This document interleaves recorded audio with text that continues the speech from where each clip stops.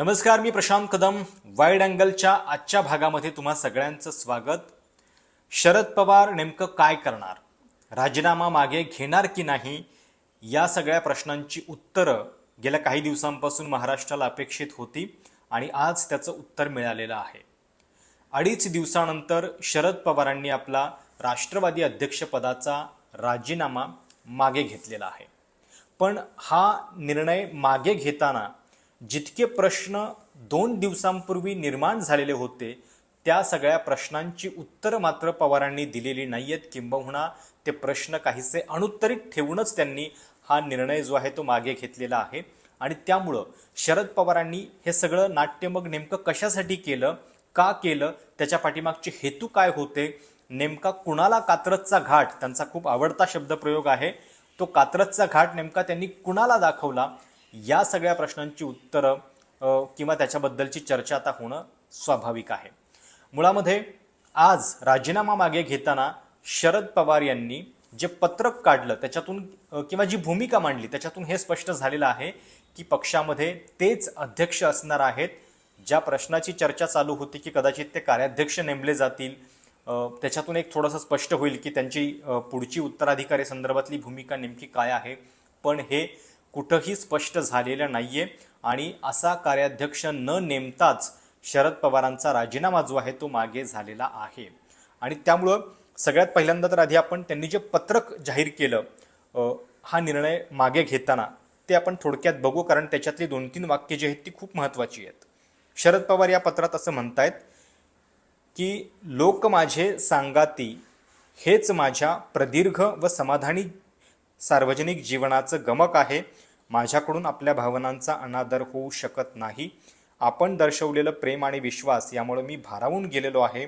माझ्या निर्णयापासून परावृत्त होण्यासाठी आपण सर्वांनी केलेली आवाहनं आणि विनंत्या याचा विचार करून आणि पक्षानं गठीत केलेल्या समितीनं मी पुन्हा अध्यक्षपदी राहावं या निर्णयाचा देखील मान राखून मी राष्ट्रवादी काँग्रेस पक्षाच्या अध्यक्षपदावरून निवृत्त होण्याचा निर्णय मागे घेत आहे.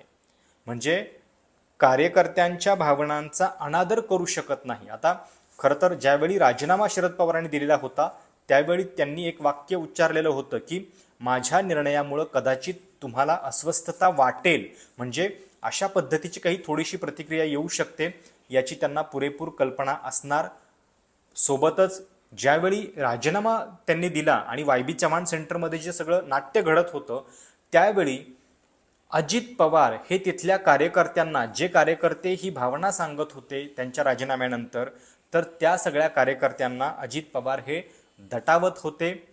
नाही काय नाही, म्हणजे अगदी जे लोक बोलत होते त्यांना ते दरडावत होते.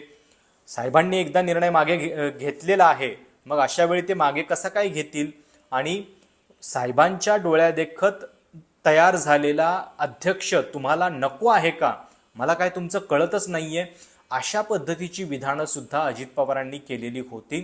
आणि त्यामुळं त्या दिवशी जे अजित पवार प्रॅक्टिकल वाटत होते, एकीकडे सगळे नेते वेगळी भाषा बोलत असताना अजित पवार मात्र शरद पवारांच्या निर्णयाचं समर्थन करत होते, ते अजित पवार मात्र आज काहीसे एकतर म्हणजे या संपूर्ण प्रक्रियेमध्ये थोडेसे केविलवाणे झाल्यासारखे दिसलेले आहेत. आणि सगळ्यात महत्त्वाची बाब म्हणजे ज्यावेळी शरद पवार आपली ही भूमिका राजीनामा मागे घेण्याची जाहीर करत होते त्यावेळी अजित पवार त्या ठिकाणी उपस्थित नव्हते. आणि याच्याबद्दल शरद पवारांना प्रश्न पण विचारण्यात आले, पण त्या प्रश्नांना त्यांनी थोडीशी अशी उत्तर दिली की प्रत्येक वेळी सगळेच लोक उपस्थित असले पाहिजेत का, पत्रकार परिषदेला सगळे पत्रकार तरी कुठं उपस्थित असतात, अजित पवार दिल्लीला गेलेले आहेत, अशा पद्धतीच्या चर्चा सुरू आहेत. याच्याबद्दल पत्रकारांनी त्यांना विचारलं, त्यावरती ते हसले. ते म्हणाले की हे स्टेटमेंट ज्यावेळी मी काढलं त्यावेळी मी त्यांना समोर वाचून दाखवलेलं आहे आणि त्यामुळं या सगळ्या प्रश्नांची उत्तर त्यांनी टाळायचा प्रयत्न केला. पण एक दिसतंय की अजित पवार जे 2 दिवसांपूर्वी त्या ठिकाणी प्रमुख भूमिकेमध्ये होते आणि सगळा कंट्रोल त्यावेळी अजित पवारांच्याकडे आहे असं वाटत होतं, तेच अजित पवार आजच्या पत्रकार परिषदेच्या वेळी मात्र उपस्थित नव्हते. आणि त्यामुळं त्यांची ही अनुपस्थिती जी आहे ती बरंच काही सांगणारी किंवा त्याच्याबद्दल चर्चा जी आहे ती नक्कीच होणार.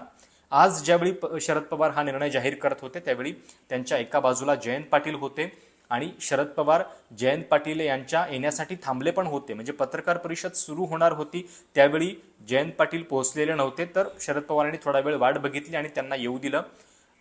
त्यांच्या डाव्या बाजूला प्रफुल्ल पटेल होते, त्यांच्या पाठीमागं काही तरुण नेते पण दिसत होते. रोहित पवार म्हणजे बहुधा पवार कुटुंबियातले एकमेव व्यक्ती होते रोहित पवार, जे मागच्या रांगेत शरद पवारांच्या सोबत बसलेले होते. प्रतिभाताई तिथे त्या पत्रकार परिषदेच्या ठिकाणी तर आलेल्या होत्या, पण त्या प्रत्यक्ष पत्रकार परिषदेला नव्हत्या. सुप्रिया सुळे पण त्या ठिकाणी उपस्थित नव्हत्या.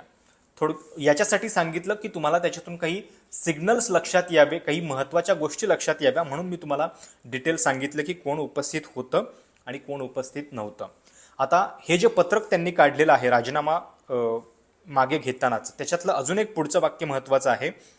मी पुनश्च अध्यक्षपद स्वीकारत असलो तरी संघटनेमध्ये कोणतेही पद अथवा जबाबदारी सांभाळणारे उत्तराधिकारी निर्माण होणं आवश्यक असतं असं माझं स्पष्ट मत आहे.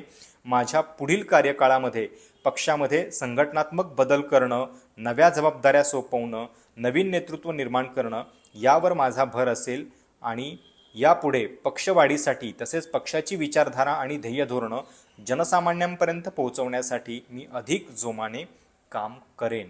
म्हणजे आपल्याला जे एक असं वाटत होतं की अध्यक्ष आणि कार्याध्यक्ष अशी रचना होईल, ती तर झालेली नाहीये. पण पवारांनी हे स्पष्ट केलंय की उत्तराधिकारी नेमण्यासाठी किंवा तयार करण्यासाठीचं जे काम आहे ते करण्याची मात्र त्यांची इच्छा आहे.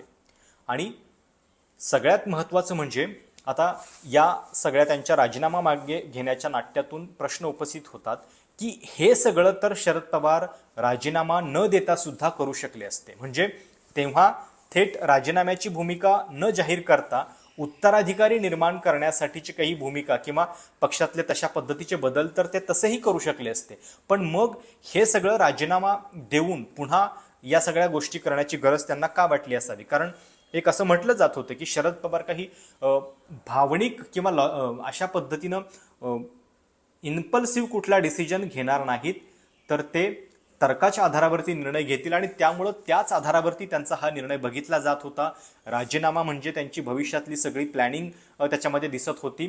पण आता राजीनामा त्यांनी मागे घेतलेला आहे आणि कार्यकर्त्यांच्या भावनांचा अनादर करू शकत नाही असं म्हणत त्यांनी तो मागे घेतलेला आहे. त्यामुळे एक दिसतं आहे की ज्या टायमिंगला त्यांनी हे सगळं केलं, मुळामध्ये तुम्ही हे बघा की कुठल्याही राजीनाम्याचा निर्णय जो आहे तो अशा वेळी होत नसतो की ज्यावेळी सगळ्यात मोठी लढाई जवळ आलेली आहे. 2024च्या लोकसभा निवडणुका ह्या अवघ्या 7 ते 8 महिन्यावरती आहेत आणि त्यावेळी शरद पवारांनी हा राजीनामा दिलेला होता. त्यामुळं आत्ता शरद पवार नेमका राजीनामा का देत आहेत याची खूप चर्चा या निमित्तानं सुरू होती. आणि आता ज्यावेळी त्यांनी राजीनामा मागे घेतलेला आहे त्यावेळी आपल्याला असं म्हणता येईल की कदाचित या सगळ्या पार्श्वभूमीवरती पक्षातलं आपलं स्थान बळकट करण्यासाठी किंवा शिवसेनेच्या बाबतीत जे घडलं की तिथं सगळ्या गोष्टी घडून गेल्या, एकनाथ शिंदेंचं बंड वगैरे, आणि पक्ष कुणाच्या बाजूने आहे, किती आपल्या बाजूने आहे हे ठाकरेंना त्यावेळी बघण्याची संधी होती, ती त्यांनी आधी वापरली नाही. कदाचित शरद पवारांनी या सगळ्या घटनेतून ती एक प्रक्रिया जी आहे ती करून बघितली आणि पक्ष नेमका कोणाच्या बाजूनं, कोण कुठे कशा पद्धतीनं आहे, एक प्रकारे ज्याला खुंटा हलवून बळकट करणं म्हणतात किंवा पुन्हा मांड थोपटणं म्हणतात, आपली मांड घट्ट करणं म्हणतात, तर तशा पद्धतीची एक प्रक्रिया शरद पवारांनी या संपूर्ण राजीनामा नाट्यामधून केलेली आहे का, हा देखील प्रश्न या ठिकाणी उपस्थित होतो आहे. अजित पवारांचं मग परवा दिवशीचं जे वागणं होतं त्याचा नेमका अर्थ काय, हा देखील प्रश्न या निमित्तानं उपस्थित होतो. कारण शरद पवार त्या ठिकाणी बसून असताना, प्रतिभाताई बसून असताना त्यांच्या निर्णयाचं पूर्णपणे समर्थन त्या ठिकाणी अजित पवार करत होते आणि ते अगदी स्वतःकडं त्याच्यातला सगळा खलनायकीपणा घेऊन करत होते. त्यावेळी अजित पवारांच्या भूमिकेबद्दल खूप जी चर्चा झालेली होती, तर त्याच्याबद्दल आज शरद पवारांनी अजून एक महत्त्वाचं विधान केलं. ज्यावेळी त्यांना असं विचारलं की त्यावेळी तुमच्या निर्णयाच्या पाठीमागं असणारे अजितदादा आज मात्र दिसत नाहीयेत, तर त्याच्यावरती शरद पवार असं म्हणाले की इथं जे सगळे नेते आहेत त्या सगळ्यांची मी माफी मागतो, कारण त्यांना मी कल्पना दिलेली नव्हती, पण माझ्या निर्णयाची थोडीशी कल्पना अजित पवारांना आधीपासूनच होती. आता शेजारी जयंत पाटील बसलेले होते आणि त्यावेळी ते किती भावनिक झालेले होते, अक्षरशः ढसाढसा रडलेले होते. तर त्यांना पण कदाचित ती कल्पना नव्हती हे त्याच्यातून उघड होतं. आणि आज पवारांनी तिथं उपस्थित असलेल्यांची माफी मागून हे सांगितलं की अजित पवारांना या निर्णयाची थोडीशी कल्पना आधीपासून होती. जर ती अजित पवारांना असेल तर ती सुप्रिया सुळेंना पण असणार, ती कुटुंबामध्ये प्रतिभाताई पवारांना पण असणार, हे उघड आहे. एक प्रकारे कुटुंबानं एकत्रित घेतलेला हा निर्णय होता असं वाटत होतं. पण आता या सगळ्या निर्णयाच्या पाठीमागं म्हणजे शरद पवारांनी पुन्हा अध्यक्षपद आपल्याकडे घेतलेलं आहे, कार्याध्यक्षपद ठेवलेलं नाहीये आणि उत्तराधिकारी नेमण्यासंदर्भातले काही संकेत दिलेले आहेत. सोबतच ज्या मधल्या काही चर्चा झाल्या त्याच्यामध्ये अगदी सामनानं तर थेटपणे म्हटलेलं होतं की ज्या लोकांचा पाय भाजपमध्ये आहे किंवा जे लोक कुंपणावरती आहेत त्याच लोकांनी शरद पवारांच्या समोर सर्वाधिक विलाप केला आणि एक प्रकारे हे होऊ द्यायचं नाही म्हणूनच शरद पवारांनी हा निर्णय घेतलेला होता. अशा पद्धतीची चर्चा सुद्धा सामनामध्ये त्या अग्रलेखामधून झालेली होती.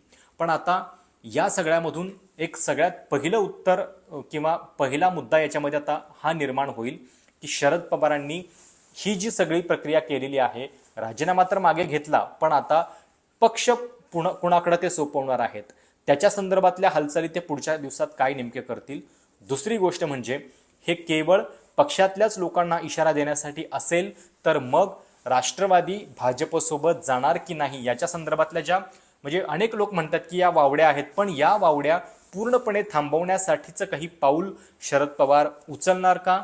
दुसरीकडे महाविकास आघाडीच्या एकूण अस्तित्वाबद्दल प्रश्नचिन्ह निर्माण झालेलं होतं. महाविकास आघाडीच्या काही सभा पण रद्द झाल्या. या सगळ्या पार्श्वभूमीवरती महाविकास आघाडी एकत्रित आहे हे दाखवणारी एखादी कृती शरद पवारांच्या कृत्यामधून दिसणार का. अजित पवारांच्या बद्दल नेमकं काय होणार, कारण या संपूर्ण प्रक्रियेमध्ये असं दिसतंय की जे अजित पवार इतक्या उघडपणे भूमिका घेत होते त्यांनाच काहीतरी एकटं पाडल्यासारखं या संपूर्ण निर्णय प्रक्रियेमध्ये दिसतं आहे. तर अजित पवारांच्या बाबत नेमकं काय होणार, कारण आणि 2.5 दिवसामध्ये म्हणजे हे वारंवार दिसलेलं आहे की अशाच पद्धतीनं शरद पवारांनी अजित पवारांच्या प्रत्येक कृतीला याच्या आधी सुद्धा मात दिलेली आहे. म्हणजे जे 2.5 दिवसांचं बंड होतं पहाटेच्या शपथविधीनंतरचं ते सुद्धा शरद पवारांनी मोडीत काढलेलं होतं. त्याच्यानंतर ज्यावेळी 2019ला शरद पवारांना ईडीची नोटीस आलेली होती, नेमकं त्याच दिवशी अजित पवारांनी आमदारकीचा राजीनामा दिलेला होता. अर्थात त्यावेळी आचारसंहिता पण लागू झालेली होती, पण त्यांनी त्याचा तो राजीनामा देणं हे योग्य होतं की नाही, तो कुठल्या रागातून दिलेला होता याची खूप चर्चा झालेली होती. शरद पवारांनी तो पण प्रश्न एक प्रकारे कुटुंब प्रमुख म्हणून आपला निर्णय अंतिम असतो हे सांगत त्यावेळी हाताळलेला होता. आणि प्रत्येक वेळी असं दिसलेलं आहे, म्हणजे 2009मध्ये सुद्धा एकदा अजित पवार अशाच पद्धतीनं, त्यावेळी तर त्यांचं सरकार होतं, त्यावेळी अनरिचेबल झालेले होते, त्यावेळी सुद्धा ती परिस्थिती सगळी शरद पवारांनी योग्यपणे हाताळली. आणि आता सुद्धा ज्या पद्धतीच्या बातम्या अजित पवारांच्या बद्दल येत होत्या त्या पार्श्वभूमीवरती शरद पवारांनी हा निर्णय जाहीर करणं आणि सगळ्या प्रक्रियेमधून एक प्रकारे अजित पवारांनाच कुठंतरी एकटं पाडल्यासारखं दिसतंय का, किंवा तशा पद्धतीनं पक्षामध्ये पकड कोणाची आहे, पक्षामध्ये बॉस कोण आहे, हेच एक प्रकारे या सगळ्या प्रक्रियेतून त्यांनी सिद्ध केलेलं आहे हे दिसतं आहे. आणि त्यामुळं पुन्हा पुन्हा काका पुतण्यावरती भारी पडतायत का, हा देखील प्रश्न या निमित्तानं चर्चेला जाईल. शरद पवारांनी राजीनामा तर मागे घेतलेला आहे, पण तो राजीनामा जर अशाच पद्धतीनं मागे घ्यायचा होता तर तो नेमका दिला कशासाठी होता.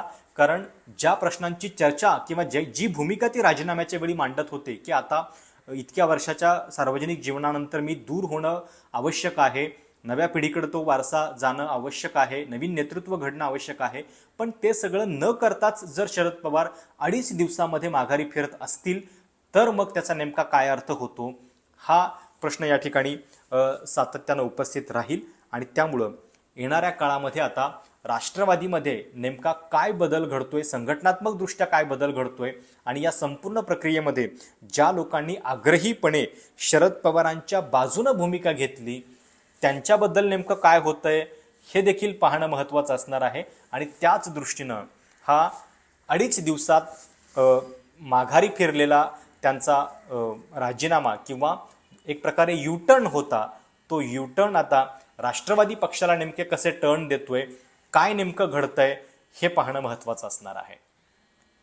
हा व्हिडिओ तुम्हाला कसा वाटला, त्याच्याबद्दलच्या तुमच्या काही प्रतिक्रिया असतील तर त्या नक्की कळवा. सगळ्यांचं स्वागत आहे. धन्यवाद. एबीपी माझा, उघडा डोळे बघा नीट.